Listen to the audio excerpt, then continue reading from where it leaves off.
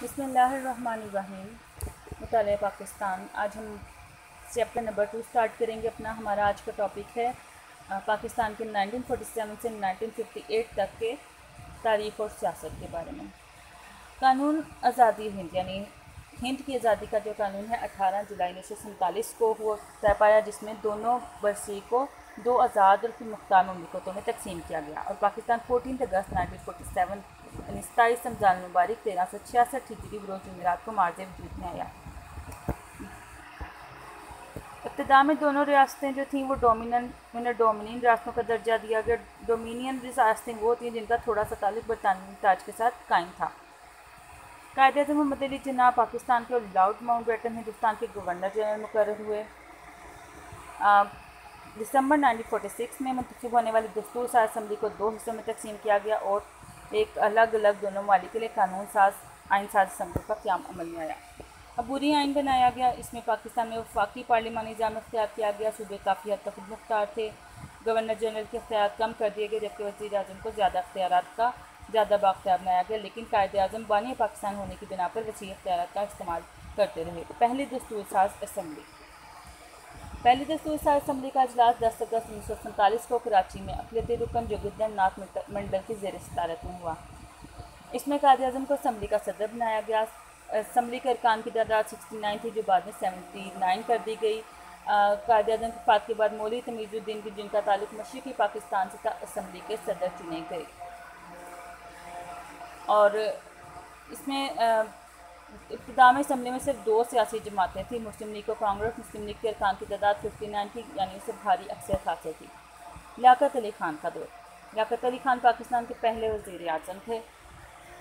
آپ نے 1924 میں سیاسی زندگی کا آغاز کیا۔ 1926 میں یو پی کی مجلس سے قانون ساز کے رکن بنے۔ 1936 میں آپ لوگ مسلم لیگ کا سیکرٹری جنرل بنایا گیا۔ آپ قائد اعظم کے قریبی ساتھی تھے۔ آپ کو قائد اعظم نے پاکستان کا پہلا وزیر اعظم نامزد کیا۔ آپ کو قائد ملت کے نام سے قوم آپ کو قائد ملت کے نام سے یاد کرتی ہے۔ اب ان کی پہلی کابینہ میں یہ جو مختلف نیم ہے کہ ان کے وزیر جو چودھری ظفر اللہ خان وزیر خارجہ، جوگندر ناتھ منڈل قانون کے، ملی غلام محمد خزانہ، سردار عبدالرب نشتر مواصلات کے، ٹھیک ہے، ان کو بے شک آپ یاد نہ کریں، بس یہ نیمز پڑھ لیں۔ اب ان کے دور کے اہم واقعات، سب سے پہلے تو ہم بات کرتے ہیں کہ جب لیاقت علی خان جو ہیں قائد اعظم کے 10 سال تھے۔ اب جب پنجاب میں داخل ہونے والے مہاجرین کے سیلاب کو سنبھالنا بہت مشکل مسئلہ تھا، تو مہاجرین کی عبادت کاری، انہیں ضروریات زندگی کی فراہمی کے کام کی نگرانی، قیام پاکستان کے بعد بھارت میں مسلمانوں سے سخت نفرت کے باعث ہندو مسلم فسادات جو معمول بن چکے تھے، آپ نے پنجاب میں مسلمانوں کا قتل عام رکوانے کے لیے پنڈت جواہر لال نہرو کے ساتھ سرحدی علاقوں کا دورہ کیا اور انسانی خون بہانے کی مکروہ حرکت سے باز رہنے کی اپیل کی۔ ٹھیک ہے، لیاقت نہرو معاہدہ یعنی جو مسلمانوں پہ ظلم و ستم ہو رہا تھا، اس کے لیے آپ کو اپریل 1950 کو بھارت کے اور 18 اپریل 1950 کو بھارتی وزیر اعظم جواہر لال نہرو سے مذاکرات کی ایک معاہدہ پر دستخط کیا گیا، جسے لیاقت نہرو معاہدہ کہا گیا۔ اس کے نکات تھے فسادات کی روک تھام اور ایسی سرگرمیوں میں ملزمات کو سخت سزائیں دی جائیں، فسادات میں اغوا ہونے والی خواتین کو تلاش کر کے متعلقہ حکومت کے حوالے کیا جائے، مشرقی بنگال، مغربی بنگال، آسام اور تری پور کے فساد زدہ علاقوں سے چلے جانے افراد کو اپنے گھروں میں واپسی کا موقع دیا جائے، ان کی جائیدادیں واپس کی جائیں، ان کی حفاظت کی جائے اور دونوں ملکوں کی اقلیتوں کا تحفظ کیا جائے۔ ٹھیک ہے، اس میں سے بھی آپ کو شارٹلی 5 پوائنٹ کر لیں۔ امریکہ کا دورہ سیکنڈ، انہوں نے 3 مئی 1950 کو امریکہ کا دورہ کیا۔ وزیر اعظم لیاقت علی خان کو روسی وزیر اعظم مارشل اسٹالن کی دعوت کو نظر انداز کیا اور امریکی صدر ٹرومین کی دعوت پر 3 مئی 1950 کو امریکہ کا دورہ کیا، حالانکہ روس کی طرف سے انہیں پہلے دعوت دی گئی تھی۔ اکثر ماہرین ان کے اس قدم کو تنقید کا نشانہ بناتے ہیں کہ ان کے اس قدم سے پاکستان کو روسی مخالفت کا سامنا کرنا پڑا۔ دوسری طرف یہ بھی حقیقت ہے امریکی دورہ پاکستان کے لیے معاشی اور دفاعی اعتبار سے مفید ثابت ہوا، جو وقت کی ضرورت تھی۔ اس کے علاوہ ان کا کارنامہ یہ بھی تھا کہ 1949 میں اسمبلی سے قرارداد مقاصد منظور کی اور آئین کی تیاری کے لیے بنیادی اصولوں کی انہوں نے ایک کمیٹی بنائی۔ خارجہ پالیسی میں انہوں نے اسلامی ممالک کے ساتھ خوشگوار تعلقات قائم کرنے کی بنیادی حیثیت حاصل کی۔ شاہ ایران نے پاکستان کا دورہ کیا تو دونوں نے مشترکہ پالیسی اختیار کرنے کے مذاکرات کیے۔ 1951 کے وسط میں درمیان میں جب بھارتی فوجیں پاکستان کی سرحد پر جمع ہوئی تو آپ نے قوم کا حوصلہ بلند کیا اور خطرے سے آگاہ کرنے کے لیے ملک کا دورہ کیا۔ راولپنڈی سازش کیس، وزیر اعظم لیاقت علی خان کے خلاف فوج اور کچھ سول شخصیات نے انقلاب کی سازش کی۔ اس سازش میں میجر جنرل اکبر خان، بریگیڈیئر صدیق خان، بریگیڈیئر ایم اے لطیف، فیض احمد فیض وغیرہ شامل تھے، لیکن یہ سازش پکڑ لی گئی اور ان افراد کو گرفتار کر دیا گیا۔ خصوصی عدالت میں ان کے خلاف مقدمہ چلایا گیا اور سزائیں دی گئیں۔ قائد اعظم کی دستراز لیاقت علی خان کی شہادت کی بات کریں تو انہیں 16 اکتوبر 1951 کو راولپنڈی کے کمپنی باغ میں آپ کو گولی مار کر شہید کیا گیا، جب آپ اپنی خطاب کے لیے کھڑے ہوئے تھے اور ان کی زبان کے آخری الفاظ یہ تھے، یا اللہ پاکستان کی حفاظت فرما۔ ٹھیک ہے، اس کے بعد ہم بات کرتے ہیں قرارداد مقاصد کی۔ آپ نے لانگ کوسچن میں صرف قرارداد مقاصد پہ پوائنٹ لکھنے ہیں۔ آبجیکٹیو ریزولوشن 12 مارچ 1949 میں پاکستان کے وزیر اعظم نواب زادہ لیاقت علی خان نے قانون ساز ادارے میں ایک قرارداد پیش کی، جس میں ان نکات کی نشاندہی کی جن کو بنیاد بنا کر ملک کے مستقبل کا دستور بنانا تھا۔ قومی اسمبلی نے اس قرارداد کو اکثریت سے منظور کیا اور اس قرارداد کو عرف عام میں قرارداد مقاصد کے نام سے یاد کیا جاتا ہے۔ اس کے اہم نکات درج ذیل ہیں۔ سب سے پہلی بات، اللہ تعالیٰ کی حاکمیت، یعنی تمام کائنات کا اقتدار کا، ہر چیز کا مالک اللہ تعالیٰ ہے، اور یہ چیز تو ہم ایز اے بینگ اے مسلم ہم لوگ سب یہ چیز پہلے مانتے ہیں کہ ہر چیز کا مالک اللہ تعالیٰ ہے، ہر چیز کا خالق اور مالک ہے، تو اقتدار جو ہے وہ بھی اللہ تعالیٰ کی ذات کو حاصل ہے۔ پاکستان کے عوام ان اختیارات کو اللہ تعالیٰ کی مقرر کردہ حدود میں رہ کر بطور امانت استعمال کریں گے۔ اختیارات کا استعمال، یعنی ریاست اپنے اختیارات کو عوامی نمائندوں کے ذریعے استعمال کرے گی۔ اسلامی اصولوں کی پابندی، جمہوریت، آزادی، مساوات، رواداری اور معاشرتی انصاف کے اسلامی اصولوں پر عمل کیا جائے گا۔ اسلامی طرز زندگی مسلمانوں کو اب اس قابل بنایا جائے کہ وہ اپنی انفرادی اور اجتماعی زندگی قرآن اور سنت کے مطابق بسر کریں۔ بنیادی حقوق کا تحفظ، پاکستان کے عوام کو تمام بنیادی حقوق مثلاً آزادی، مساوات، جائیداد، اظہار رائے، عقیدہ اور وغیرہ کی ضمانت دی جائے گی۔ تو وفاقی طرز حکومت، پاکستان ایک وفاقی ملک ہوگا جس میں صوبوں کو آئینی حدود کے اندر رہتے ہوئے خود مختاری حاصل ہوگی۔ ٹھیک ہے، فیڈرل جیسے وفاق کیا ہے، ہمارا وفاق دارالحکومت کیا ہے، اسلام آباد، اس کو وفاق کا درجہ حاصل ہے، اور اسی طرح جو تمام صوبے ہیں وہ وفاق کے انڈر آ کے اس کے حدود میں رہ کے خود مختاری حاصل کرتے ہیں۔ آزاد عدلیہ یعنی قانون کو آزادی حاصل ہوگی مکمل۔ دفاع پاکستان، وفاق میں شامل علاقوں کی سالمیت اور ملک کی آزادی کا تحفظ کیا جائے گا۔ پسماندہ علاقوں کی ترقی، حکومت پسماندہ علاقوں کی ترقی کے لیے خصوصی اقدامات کرے گی تاکہ دوسرے علاقوں کے برابر آ سکیں۔ ٹھیک ہے، اب اس کی ہم تنقید اس کے اوپر تھوڑی سی کی گئی، اس کو بھی آپ نے شارٹلی تنقید کو کرنا ہے، جسٹ آپ نے یہ 9 پوائنٹ لکھنے ہیں۔ اس کے بعد تنقید کا شارٹلی لکھنا ہے کہ اس دستور ساز اسمبلی میں 16 غیر مسلم شامل تھے جن کا تعلق پاکستان نیشنل کانگریس سے تھا۔ انہوں نے قرارداد مقاصد پر تنقید کی اور کہا کہ وہ اس سے دوسرے درجے کے شہری بن جائیں گے۔ کچھ نے کہا کہ اس میں غریب لوگوں کے حالات کی طرف توجہ نہیں دی گئی، حالانکہ ہندو ارکان کا یا کسی دیگر کی مخالفت کا کوئی جواز نہیں تھا، کیونکہ اس میں اسلامی روایت کے مطابق اقلیتوں اور پسماندہ طبقات کو مکمل تحفظات فراہم کیے گئے تھے۔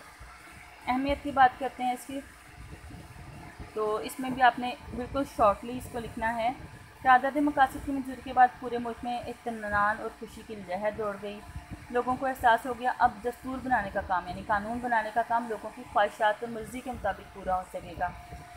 قرارداد مقاصد کی اہمیت کا اندازہ اس بات سے لگایا جا سکتا ہے کہ اس قرارداد کی منظوری کے بعد ملک میں دستور بنانے کا کام کا آغاز کیا گیا اور اس کے لیے ایک کمیٹی بنائی گئی جسے بنیادی اصولوں کی کمیٹی کا نام دیا گیا۔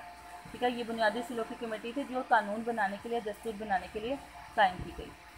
قرارداد مقاصد نے دستور بنانے کے لیے بنیادی اصولوں کی نشاندہی کی اور پاکستان میں بننے والے تمام دساتیر میں یعنی جتنے بھی کانسٹیٹیوشن ہے اس میں بطور ابتدائیہ شامل کیا گیا اور 1935 اور 1973 کے آئین میں ترمیم کر کے اسے باقاعدہ آئین کا حصہ بنایا گیا۔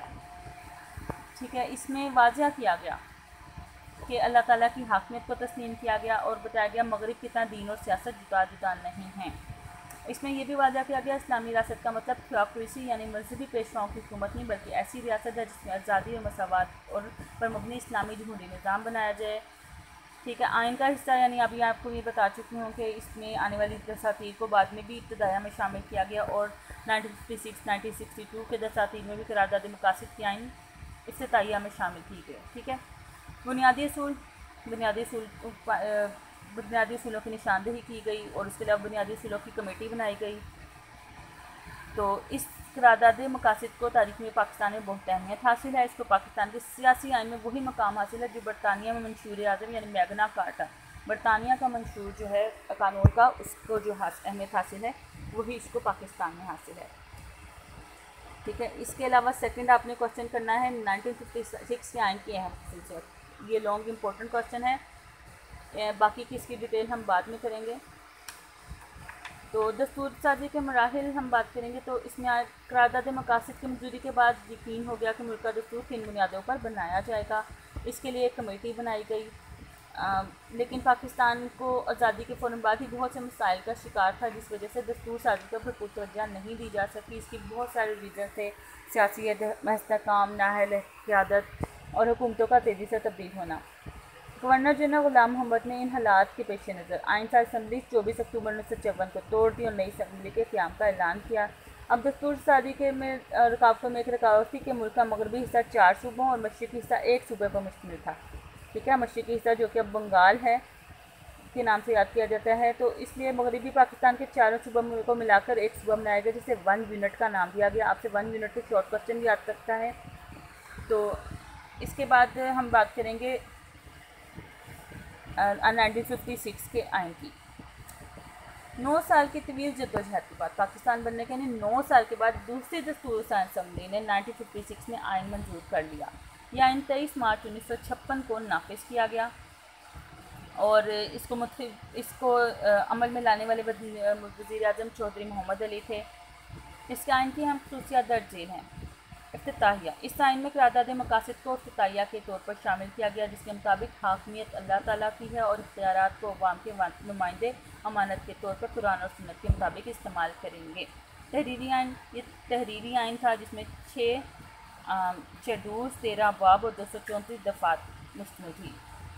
شیڈولز یعنی گوشوارے 13 ابواب تھے اور 234 دفعات تھیں۔ نیم لچکدار آئین: یہ آئین نہ زیادہ لچکدار تھا نہ زیادہ استوار۔ اس میں بدلتے ہوئے حالات کے مطابق تبدیلیوں کی گنجائش موجود تھی۔ قومی اسمبلی کے 2/3 اکثر سے دستور میں ترمیم کی مجاز تھی۔ بعد ازاں صدر مملکت ترمیم کی توثیق کر سکتے تھے۔ وفاقی آئین: اس آئین کے روز سے پاکستان کو ایک وفاقی ریاست قائم بنا دیا گیا۔ وفاق 2 صوبوں مغربی اور مشرقی پاکستان پر مشتمل تھا۔ اختیارات کو مرکز اور صوبوں میں تقسیم کیا گیا اور اس میں بھی آپ نے بہت زیادہ ڈیٹیل میں نہیں جانا ہے۔ ٹھیک ہے، اس کو اتنا ہی لکھنا ہے۔ تقسیم اختیارات کی 3 فہرستیں تیار کی گئیں، بس اس کو اتنا ہی کریں گے۔ یک عوانی مختنہ: وفاقی ممالک میں عام طور پر 2 عوانی مختنہ کا نظام اختیار کیا جاتا تھا، لیکن پاکستان میں 1956 کے آئین کے تحت قومی اسمبلی کے نام سے مختنہ کا صرف ایک ایوان قائم کیا گیا، جس کی میعاد 5 سال تھی۔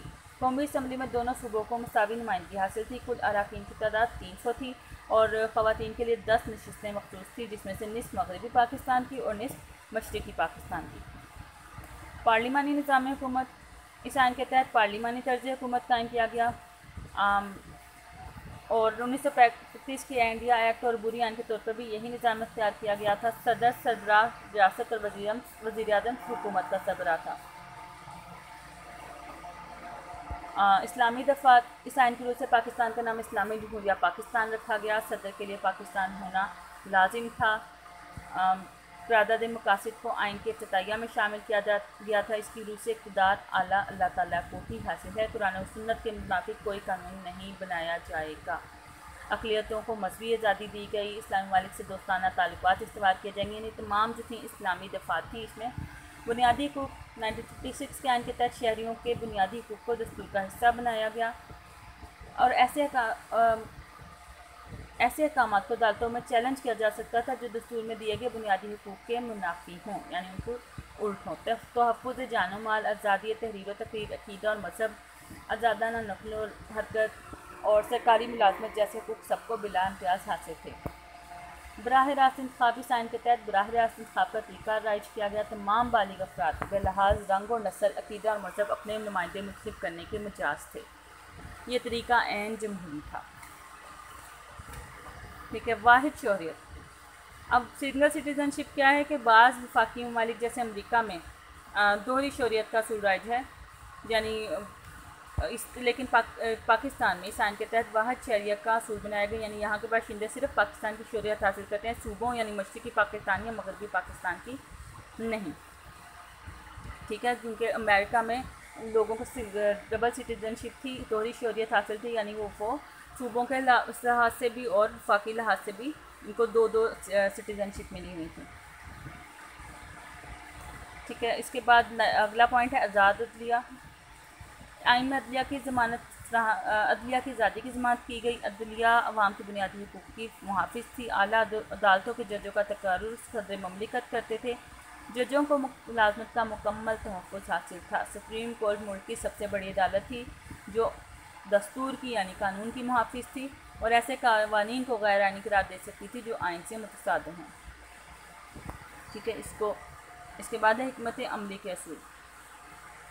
آئین کے تحت حکمت عملی کے اصول وضع کیے گئے، ان میں یہ کہا گیا کہ پاکستانی اقوام متحدہ کے منشور کی پابندی کرے گا، اقلیتوں کے حقوق کا تحفظ کیا جائے گا، ملک سے جہالت کا خاتمہ کیا جائے گا۔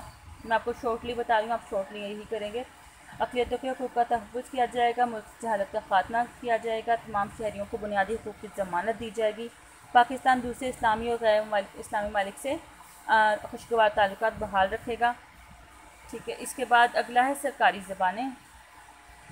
آئین کی روح سے اردو اور بنگالی دونوں کو قومی زبان کا سرکاری زبان کا درجہ دیا گیا، تاہم انگریزی کو 25 سال تک دفتری زبان کا درجہ حاصل تھا۔ آئینی ادارے۔ 1956 کے آئین کی روح سے مختلف آئینی ادارے قائم کیے گئے، جن میں ادارہ تحقیقات الاسلام، بین الصوبائی کونسل، قومی معاشی کونسل وغیرہ شامل تھے۔ صوبائی حکومتیں۔ آئین کی روح سے ملک کے دونوں صوبوں میں بھی پارلیمانی نظام اختیار کیا گیا۔ گورنر صوبے کا آئینی سربراہ تھا جس کا تقرر صدر کی طرف سے کیا جاتا ہے، جبکہ اصل اختیارات وزیر اعلیٰ کو اور اس کی کابینہ کو حاصل تھے جو صوبائی اسمبلیوں کو جواب دہ تھی۔ ہر صوبائی اسمبلی 300 ارکان پر مشتمل تھی جس میں 10 خواتین شامل تھیں اور ججوں کا تقرر صدر مملکت کرتے تھے۔ یہ تھے اس کے امپورٹنٹ پوائنٹس، آپ نے اس کو شارٹلی کر لینا، بہت زیادہ لانگ میں نہیں جائیے گا۔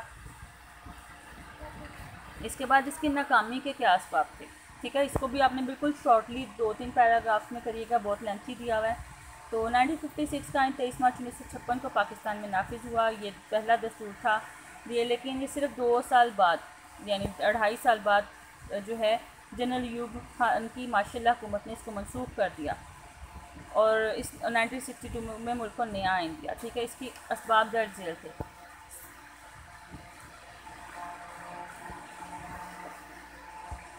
انتخابات کا التوا۔ 1947 سے 1958 تک ملک میں عام انتخابات کا انعقاد نہیں ہو سکا، جس کی وجہ سے انتخابات جو جمہوری نظام کی بنیاد تصور کیے جاتے ہیں تو وہ نہیں ہو سکے، جس وجہ سے عوام اپنے حقیقی نمائندگی منتخب کرنے کا موقع نہیں ملا اور نادیدہ قوتیں جمہوری نظام پر شب خون مارتی رہیں۔ قیادت کا فقدان۔ قائد اعظم اور قائد ملت لیاقت علی خان کی وفات کے بعد ملک میں قیادت کا خلا پیدا ہو گیا، کوئی بھی ایسا رہنما نہیں تھا جس میں ملک کے دونوں حصوں پہ عوام اعتماد کرتے۔ سیاسی جماعتوں کا کردار۔ اب سیاسی جماعتیں جو تھیں کسی بھی نظام کی کامیابی کے لیے بہت اہم کردار ادا کرتی ہیں، لیکن پاکستان میں سیاسی جماعتیں علاقہ پرستی کا شکار ہو گئی، مسلم لیگ کئی حصوں میں بٹ گئی، ہر کوئی اپنی ڈیڑھ ان کی الگ مسجد بنانے لگ گیا، اور مسلم لیگ جو تھی وہ مغربی پاکستان میں اور اس کے علاوہ مشرقی پاکستان میں بھی اپنی مقبولیت کھو بیٹھی۔ مشرقی پاکستان کے 1954 کے صوبائی انتخابات میں عبرتناک شکست کا اسے سامنا کرنا پڑا۔ غیر مستحکم وزارتیں۔ پاکستان میں 1956 کے آئین کے تحت پارلیمانی نظام اختیار کیا گیا لیکن حکومت عدم استحکام کا شکار رہیں۔ 1956 کے آئین کے خالق وزیر اعظم چودھری محمد علی کی پارٹی کو قومی اسمبلی کی 80 میں سے 26 نشستیں حاصل تھیں، وہ وزیر اعظم بنے، لیکن اس کے بعد انہوں نے استعفیٰ دے دیا، ٹھیک ہے۔ اس کے بعد مختلف اور لوگ وزیر اعظم بنتے رہے۔ طریقہ انتخاب یعنی 1956 کے ایک آئین کی بڑی خامی یہ تھی کہ اس میں طریقہ انتخاب کا کوئی فیصلہ نہیں کیا گیا، کہ طریقہ انتخاب مخلوط ہو یا جداگانہ، اس سے سیاستدانوں میں اس اہم نقطے پر بھی جھگڑا ہوتا رہا۔ معاشی عدم استحکام۔ ملک کے معاشی حالات ابتری کا شکار تھے، ملک میں کرپشن عام ہوگی، اناج کی قلت پیدا ہوگی، لا قانونیت میں اضافہ ہو گیا۔ سیاستدانوں کا منفی کردار، آئین کی ناکامی میں سیاستدانوں نے بھی اہم کردار ادا کیا، لوگ اپنی وفاداریاں بدلتے رہے، حکومت کی تبدیلی کے ساتھ ان کی وفاداریاں بھی تبدیل ہوتی رہیں۔ مارشل لاء کا نفاذ انہی حالات میں سکندر مرزا کی سازشیں رنگ لے آئیں اور مسلح افواج کے سربراہ جنرل ایوب خان، جو پہلے ہی سیاست کے لیے بے چین تھے، اکتوبر 1958 کو ملک میں مارشل لاء نافذ کر کے آئین منسوخ کر دیا۔